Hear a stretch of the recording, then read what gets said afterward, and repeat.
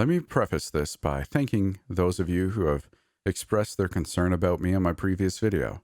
I'm assuring you that I'm feeling a lot better. I don't believe the stagecoach has had any effect on me.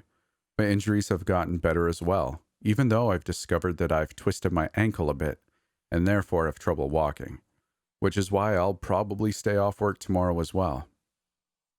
What I'm about to tell you happened on Halloween. Fall is one of our busier seasons since Dale always has us go all out with spooky decorations once Halloween approaches. This, of course, makes work just all the more tiresome. However, that's not the only thing making life for us actors harder than it already is around that time. Come October, my manager gets into this very weird mood and starts acting atypically nice to us. On Halloween night, we close down a bit earlier, at 9 p.m. to be exact. That, of course, is strange in itself, seeing as one would think that this would be the perfect occasion to keep the park open extra long. But it gets weirder. After the park is shut down and all the other staff has left the premises, we, the 7 actors, are tasked with completing a strange set of chores. Nathan is, of course, excluded from this matter, something that I didn't understand for a long time, but makes a lot more sense to me after our conversation yesterday. First off, we are not allowed to leave the park until midnight. That means we have 3 hours' time to complete the tasks Dale gives us. They're different each year, and I feel like they get stranger every single time. Take last year as an example. After the park was closed down and everyone else had left, the 7 of us had gathered outside Dale's office like every year, ready to receive our instructions. Now, Dale always tells us that they're out of the utmost importance, but he has never given us any reason or further explanation. Sometimes I really wonder if he does it just to mess with us. No one ever questions him, though, since he pays us extra on that night. I remember it was a particularly cold and starry night. The moon was standing high in the sky and a cool breeze was ruffling my frilly black shirt. None of us had changed out of our costumes yet. I was hopping up and down a little to warm myself up. Darius offered me his cold, blood-stained lab coat, but I politely declined. When Dale finally stepped out of his office holding a clipboard and a camera, we let out a collective sigh of relief. "Been taking your time, boss?" Maxine remarked. "I do hope you'll forgive me," my manager replied sarcastically. "Are all the pretenders locked up?" Each of us nodded affirmatively. "So, what is it this time?" Mitchell urged him. The girls and I exchanged amused glances as we thought back to the Halloween night of the year prior, when Mitchell was ordered to strip down to his boxers, run around the haunted hospital funhouse 3 times, while singing the first song he could think of. Caroline, Maxine, Anne, and I had laughed at him like crazy.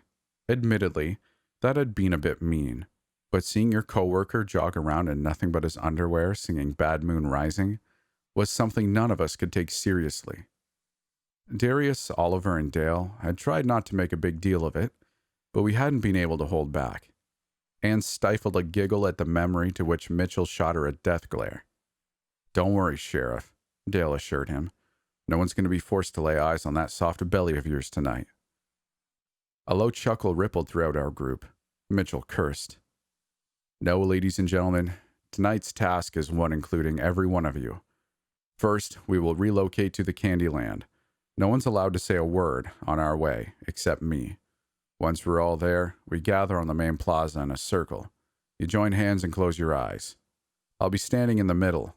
It's important that you do as I say and only open your eyes once I allow you to." His voice softened a bit.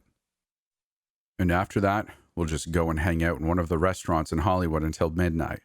I got some donuts for you then," he added.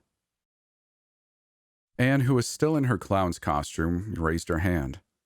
"Is that really it? No weird stunts or publicly humiliating ourselves?" Dale nodded. "Yes, that's all. Though, and one more thing. I'll be taking photos of each single one of you, so don't let the flash of the camera startle you. You have to keep your eyes closed once we've joined hands." He took a look at his digital watch. "All right, we're starting our march to the candy section now. Remember, I don't want to hear a single tone from any of you." A few of us nodded affirmatively, and we got on our way. I was quietly walking alongside Caroline, exchanging smiles and looks of equal confusion from time to time. When we had reached the plaza, we formed a circle around Dale, just like he had instructed us. Caroline was standing to my right. I could feel the warmth of her palm through her silk glove. Oliver, who stood to my left, shot me a shy smile before taking my smaller hand into his. His skin was a bit rough and calloused. "All right, everyone, now close your eyes," Dale ordered. I took a deep breath before doing as he told me. For a minute or two, everything was silent. I felt Caroline's fingers twitch slightly. Then, suddenly, I felt something odd. It was like I sensed a person standing right behind me.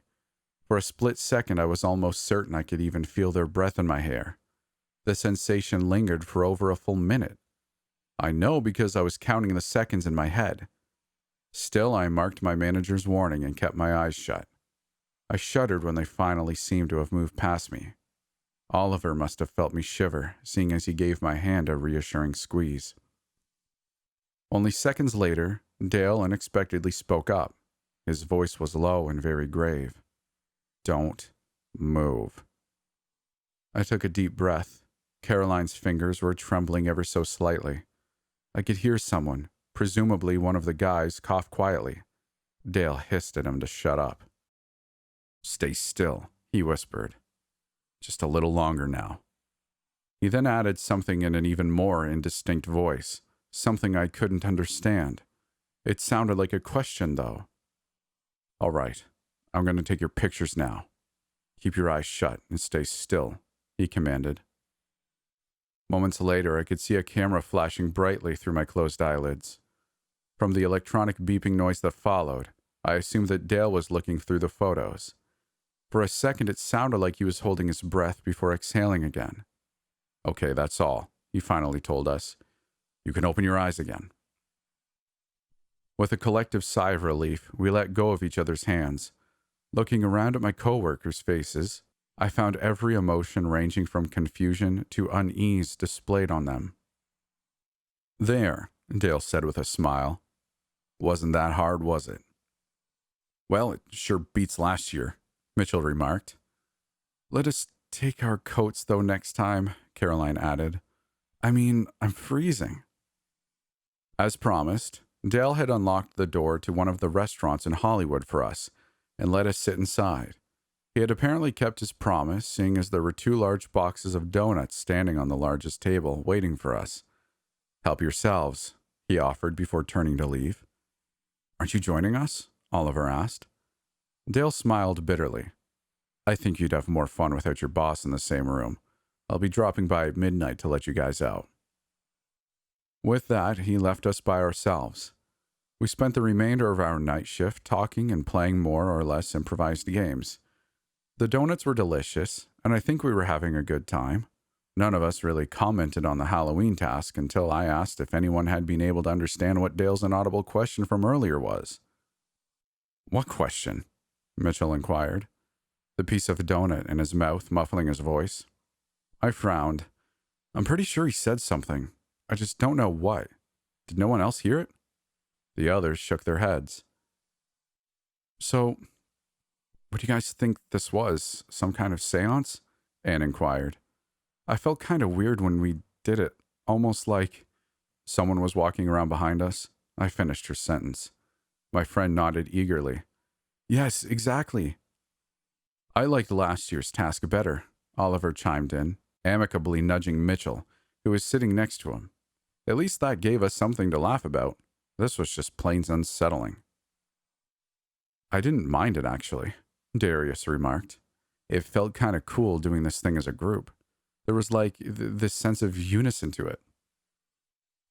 We continued to ponder about the background of the annual chore some more before coming to the conclusion that it was all probably harmless and that the extra pay was worth it, and that was that.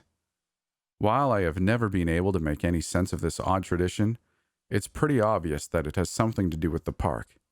I wonder if someday, when I've got all this figured out, I'll understand why Dale took our pictures last year. Had Mitchell run around naked in 2018?